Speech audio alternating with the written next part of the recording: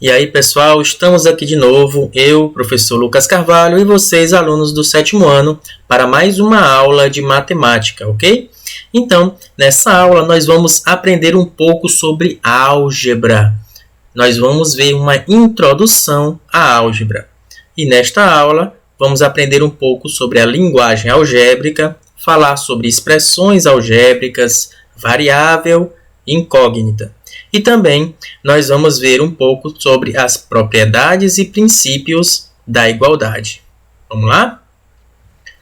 Então, na linguagem algébrica, o que seria uma expressão numérica? São expressões matemáticas que apresentam números e letras ou somente letras, envolvendo operações.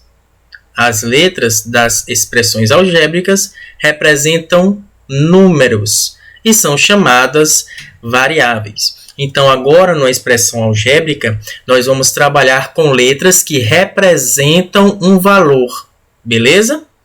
E essas letras são chamadas de variáveis. Bora aqui analisar uma situação para a gente ver a ideia de variável, beleza?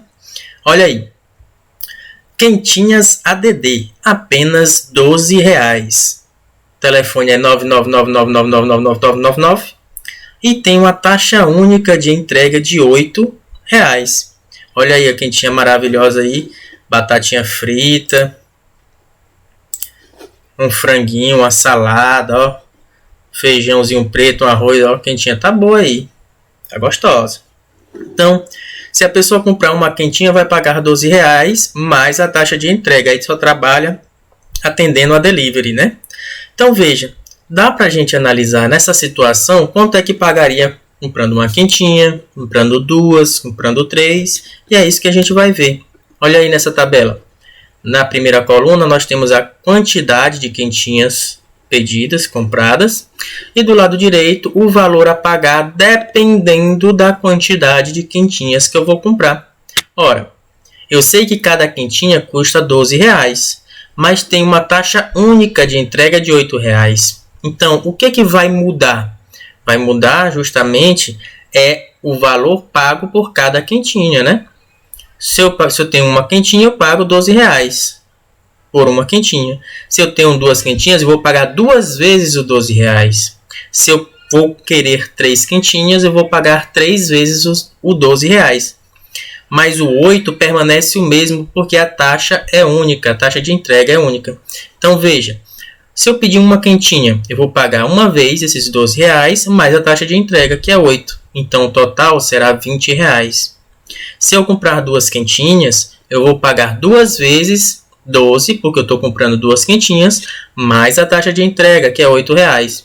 12 vezes 2, 24. 24 mais 8, 32. Se eu comprar 3 quentinhas, aí eu vou pagar 12 vezes 3, que é R$36, mais 8, que vai dar R$44. E assim por diante, ó. Vai continuando até você perder a fome, né? Porque a quantidade de quentinhas é você que determina. Mas tem uma hora, ó, que eu posso pegar uma letra e representar a quantidade que vai ser comprada de quentinhas. Por exemplo, eu vou comprar N quentinhas. Eu não sei quantas quentinhas eu vou comprar, então eu vou chamar a quantidade de quentinhas e vou representar elas de N. E para isso, nós vamos analisar o que aconteceu nesses cálculos aqui para eu saber o valor obtido, o preço que eu vou pagar pela quantidade de quentinhas que eu pedi. Veja aqui, ó, tinha P de 1. O preço por uma quentinha foi 12 vezes 1 mais 8. O preço por duas quentinhas, 12 vezes 2 mais 8. O preço por 3 quentinhas, 12 vezes 3 mais 8. O preço por 4 quentinhas, 12 vezes 4 mais 8. Então, vamos analisar o que é que está se repetindo aí, ó. Veja que o valor que eu coloco aqui, a quantidade de quentinhas, está sendo multiplicado por 12. O 12 está se repetindo sempre, ó. Então, ó, o 12 fica aqui, ó, se repetindo sempre. E a quantidade de quentinhas está multiplicando 12. Se é 1, 12 vezes 1. Se é 2, 12 vezes 2. Se é 3, 12 vezes 3. Se é 4, 12 vezes 4. Se eu colocar N quentinhas, vai ficar 12 vezes N, que é o que está aqui. Mais 8, como o 8 é um valor fixo, vai se repetir para todos. Então, também aqui ó, vai ficar mais 8. Esse valorzinho aqui de baixo, nós chamamos de quê? Nós chamamos de termo geral. O que é um termo geral? É um termo que representa qualquer um dos valores procurados, né? Dos preços que eu posso obter. Eu posso calcular o preço que eu vou pagar pelas quentinhas de acordo com o termo geral. Por exemplo, se eu substituir aqui esse N por 5, vai ficar P de 5, ou seja, o preço que eu vou pagar por 5 quentinhas vai ser igual a quanto? A 12 vezes... Aí, ó, eu não tirei o N e coloquei o 5. Então, aqui eu vou tirar o N e colocar o 5. 12 vezes 5. Mais 8. Veja que é possível usar esse termo geral para eu calcular qualquer um desses termos aqui, dessas expressões. Então, nesse caso aqui, ó, o quinto termo, né? Porque é o P de 5. 12 vezes 5, 60. 60 mais 8, 68. Então, através do termo geral, é possível calcular o valor de qualquer um dos termos, tá bom? Você já aprendeu, você já estudou em aulas anteriores sobre sequência. Isso aqui são termos de uma sequência. E esse N, professor, representa o quê? Esse N, você pode perceber, ó, que ele variou de 1 até aí chegar ao N. 1, 2, 3, 4. Ele variou de valor. E a partir desses valores que ficaram aí dos números das quentinhas, é que a gente obteve o preço a pagar. Então, esse N nós chamamos de variável. Vamos lembrar o que é variável? Variável está aqui, ó. A gente já falou sobre isso. São letras em expressões algébricas que representam números. Então, esse Nzinho é a variável dessa expressão algébrica aqui, ó. Porque eu posso substituir valores nesse N para obter resultados diferentes para cada valor que eu substituir. Para 1 eu obtive 20, para 2 eu obtive 32, para 3 eu obtive 44, para 4 eu obtive 56. E esse resultado aqui obtido ao substituir números nessa variável, nós chamamos de valor numérico. Então, valor numérico de uma expressão algébrica é o resultado encontrado ao substituir a variável por um número, beleza? Ok? Então, bora para frente. Aqui nós temos novamente aquele termo geral. Preço por N quentinhas é igual a 12 vezes o número de quentinhas mais 8. Esse P de N e esse N tem uma relação de interdependência. Por quê? Porque eu posso dizer que o preço por N quentinhas depende do número de quentinhas que eu vou comprar. Isso se chama uma relação de interdependência. Uma depende da outra. Se eu não souber o número de quentinhas, eu não posso calcular o preço que vou pagar por essas quentinhas que eu vou comprar. Tá bom? Então, primeiro eu tenho que saber a quantidade de quentinhas para depois calcular o preço. Por isso, tem essa dependência. Vamos analisar agora essa situação por outro ângulo. Veja aí. Mateus possui R$ 68 e quer saber quantas quentinhas pode comprar com esse valor. Agora ele não quer saber o preço que ele vai pagar. Ele está dizendo que ele vai gastar esse dinheiro todo para comprar quentinhas. Ele só quer saber agora quantas quentinhas pode comprar com este valor que ele possui. Então veja que para calcular o número de quentinhas, ou para calcular o preço pago por quentinhas, era 12N mais 8. Só que o preço a gente já sabe que é quanto? 68, que é o valor que ele tem. Então, qual vai ser o número de quentinhas que ele pode comprar, sendo que ele vai pagar R$ 68?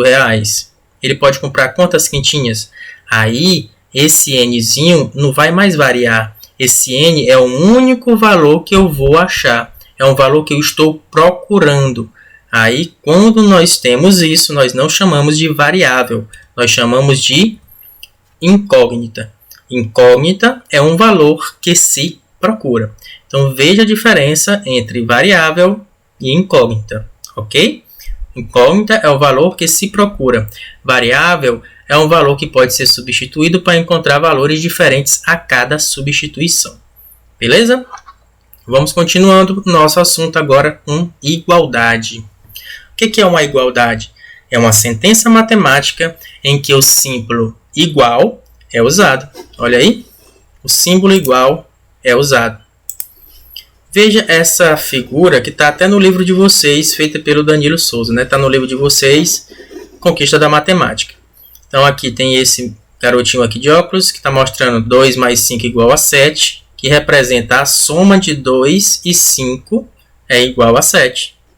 Essa outra menina que está na cadeira de rodas diz o seguinte: o cubo de 2 diminuído de 5 é igual a 3.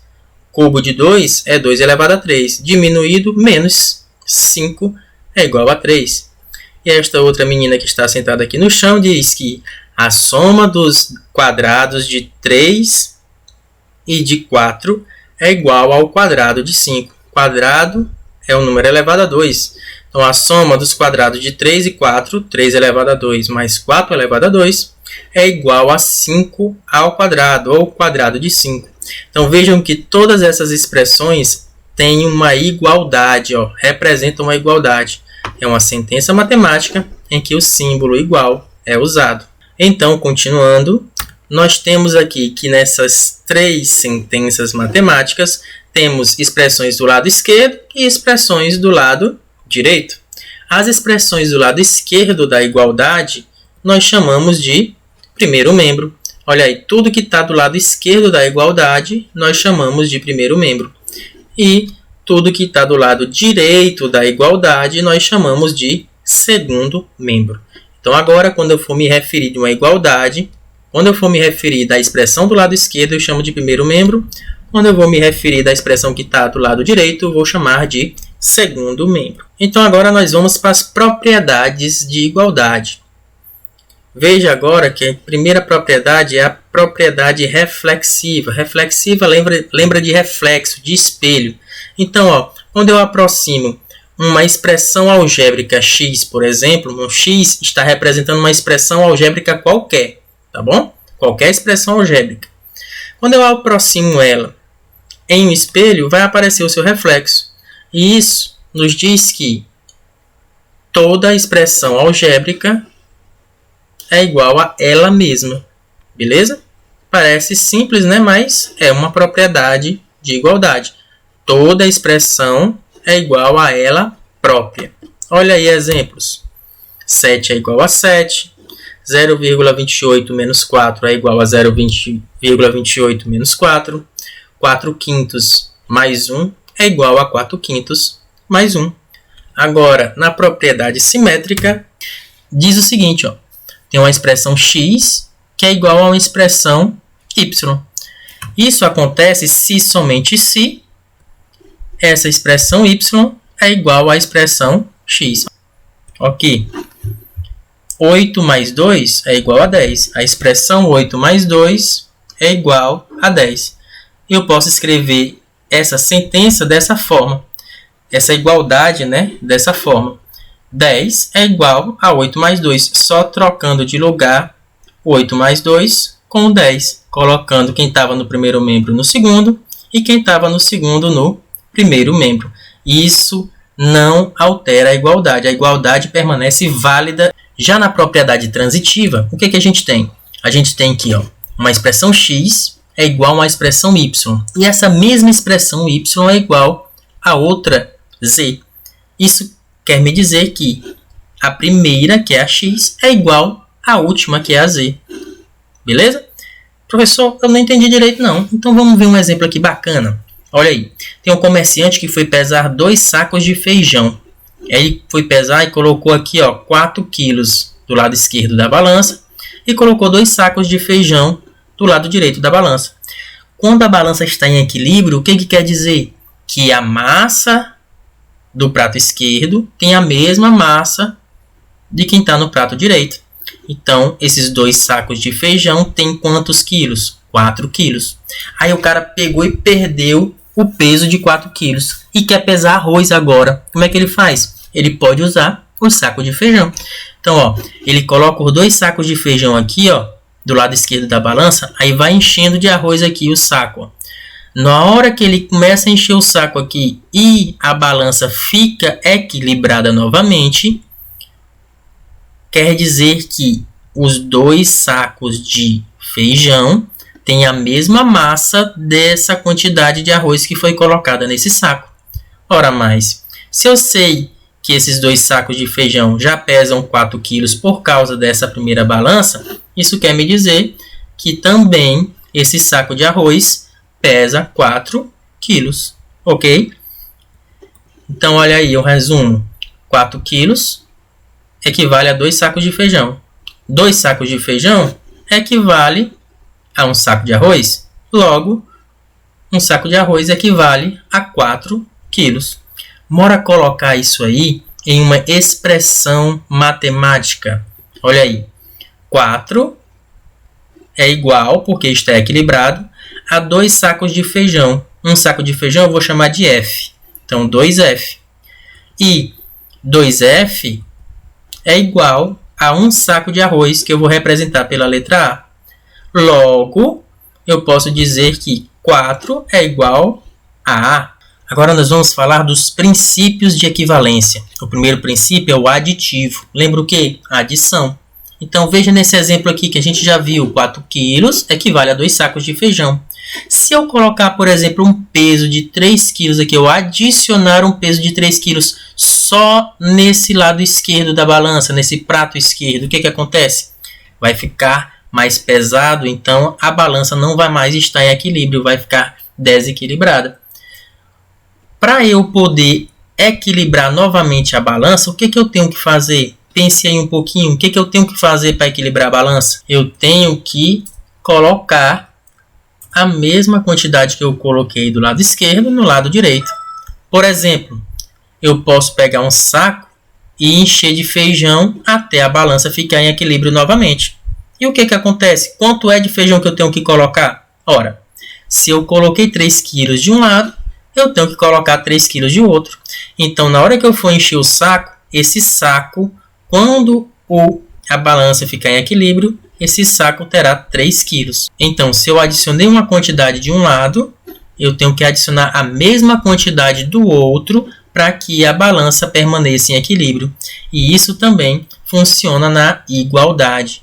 Na igualdade, nós temos que, se eu tenho 2 expressões iguais, se eu adicionar o mesmo valor no primeiro membro, para ficar igual, eu tenho que adicionar o mesmo valor no segundo membro, ok?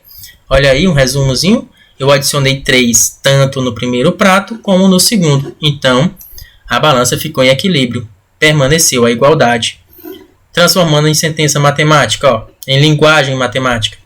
4 é igual a 2 sacos de feijão. Se eu somar 3 em ambos os lados, a igualdade permanece válida. Então, no princípio aditivo, ao adicionarmos ou subtrairmos um mesmo número aos 2 membros de uma igualdade, ela permanecerá sendo válida. Professor, mas você falou só de adicionar, e esse subtrair apareceu da onde? Olha aí, eu posso voltar, né? Não, ó. Eu tenho essa segunda balança agora aqui, onde eu tenho 3 quilos de um lado e 3 quilos do outro. Se eu tirar, eu estou subtraindo. Então, se eu tirar os 3 quilos de um lado e do outro, vai ou não vai voltar para a primeira balança? Que nós já sabemos que está equilibrada. Então, tanto faz eu adicionar, indo da primeira balança para a segunda, como também subtrair, que é o que acontece tirando 3 quilos de cada lado da segunda balança, voltando para a primeira. Vamos ver aqui alguns exemplos. Na letra A nós temos o seguinte: 2 vezes 5 mais 3 é igual a 3 elevado a 2 mais 4. Olha aí como é igual. 2 vezes 5 dá 10. 10 mais 3, 13. Então, aqui dá 13. Olha esse outro lado aqui, o segundo membro. 3 ao quadrado dá 9. 9 mais 4 também dá 13. Beleza? Então, a igualdade é verdadeira. Se eu fizer isso bem aqui agora, ó, pegar essa igualdade e adicionar 5 em ambos os membros, o que vai acontecer? Eu já sei que aqui é 13 e aqui também é 13. Olha aí. Aí eu vou somar com 5. 13 mais 5 dá 18. 13 mais 5 dá 18. Então, ao adicionarmos o mesmo valor em ambos os membros, a igualdade permanece sendo válida. Olha a letra B. Na letra B, eu tenho a mesma igualdade. Só que agora eu vou fazer o quê? Vou subtrair 5. Eu já sei que é 13. Ó. Tirando 5, vai dar quanto? 8 de cada lado. Então, permanece válida a igualdade. Ok? Então, tanto faz eu adicionar como subtrair. O importante é fazer o quê? O que eu faço de um lado, eu faço do outro. O que eu faço no primeiro membro, eu tenho obrigatoriamente que fazer no segundo membro para que a igualdade permaneça válida. Vamos agora para o princípio multiplicativo. Se o aditivo eu somo, o multiplicativo eu faço o quê? Multiplico, professor. Então, vamos ver. Se eu tenho aqui x igual a y, se eu multiplicar por o mesmo número, tanto o primeiro como o segundo membro, a igualdade permanece verdadeira. Então, ó, x vezes z é igual a y vezes z. Eu multipliquei por z tanto no primeiro como no segundo membro. Então, continua sendo igual. Beleza? Olha um exemplo aí. Eu tenho 4 quilos igual a 2 sacos de feijão. O exemplo batido, mas fica mais fácil da gente entender assim. O que aconteceu da primeira balança para a segunda? Veja que esse 4 quilos está se repetindo quantas vezes? 3 vezes. E esses 2 sacos de feijão estão se repetindo quantas vezes? Também 3 vezes. Olha aí, ó. 2 sacos de feijão, 2 sacos de feijão, 2 sacos de feijão. Então, esses pares de sacos de feijão estão se repetindo 3 vezes. Então, multipliquei por 3 tanto no primeiro como no segundo prato da balança. E a balança permaneceu em equilíbrio. Olha aí em linguagem matemática. 4 é igual a 2f. Se eu multiplicar por 3 tanto de um lado como do outro, 4 vezes 3, ou 2 sacos de feijão vezes 3, então continua sendo igual. Ao multiplicarmos ou dividirmos os dois membros de uma igualdade por um mesmo número, ela permanecerá sendo válida. Professor, agora de novo, você falou só de multiplicar e aqui está falando de dividir. Do mesmo jeito que eu fiz lá no princípio aditivo. Eu posso voltar. Para voltar é a operação inversa da multiplicação, que é a divisão. Olha aí, se eu tenho 3 pesos de 4 quilos, para eu voltar para 1 peso de 4 quilos, é dividir por 3. Ó. 3 dividido por 3 dá 1. Então fica só 1 peso de 4 quilos. Do mesmo jeito, os sacos de feijão. Se eu tenho 6, se eu dividir por 3 no primeiro prato, eu tenho que dividir por 3 no segundo prato. 6 dividido por 3 dá 2. 2 sacos de feijão. Olha aí uns exemplos. No exemplo A, nós temos 2 vezes 5 mais 4 igual a 3 ao quadrado mais 5. Veja como é verdade. Ó. 2 vezes 5 é 10. 10 mais 4, 14. 3 ao quadrado é 9. 9 mais 5 também dá 14. E o que acontece agora se eu multiplicar por 2? Isso aqui a gente já sabe que dá 14. 14 vezes 2 dá quanto? 28. Tanto de um lado como do outro. E na letra B, aqui eu já sei que é 14. Ó. Agora eu vou, em vez de multiplicar, eu vou dividir por 2. Então, ó, 14 de um lado, 14 do outro. 14 dividido por 2 dá quanto? 7. Agora vamos praticar um pouquinho, bora ver na prática como é que eu aplico esses princípios de equivalência. Bora lá? Então, nessa atividade 1, eu quero que vocês pensem um pouquinho para descobrir quanto é que é a massa dessa melancia. Tempinho aí na tela para vocês.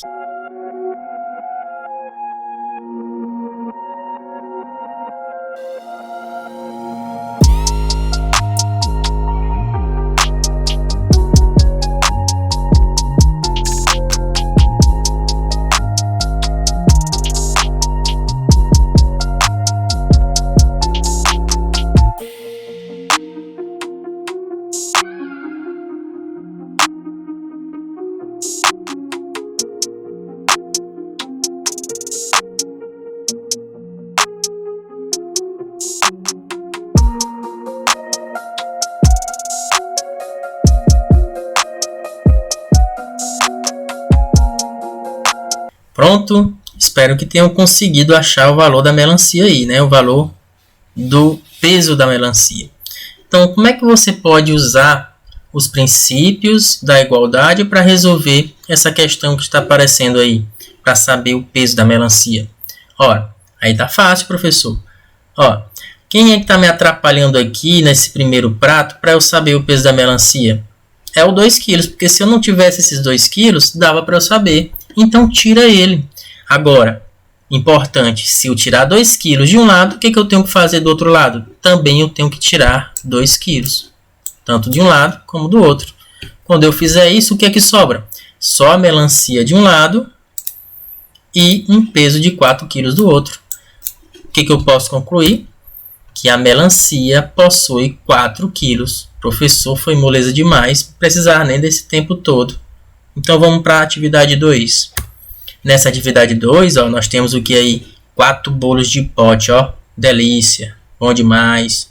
Temos 4 bolos de pote que equivalem a um peso de 800 gramas.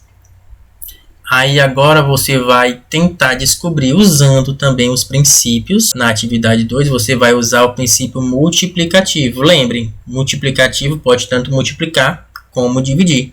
Então, tempinho aí para vocês tentarem saber quanto é que pesa um desses bolos de pote, supondo que cada um tenha o mesmo peso. Beleza?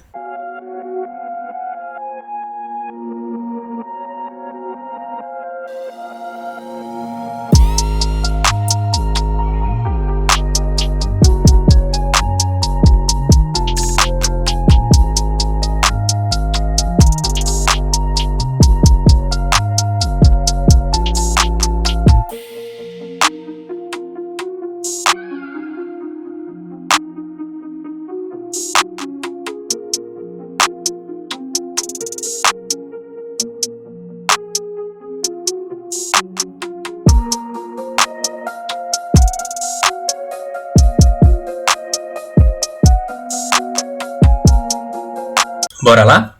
Então, nessa atividade 2, nós temos 4 bolos de pote equivalendo a um peso de 800 gramas, né?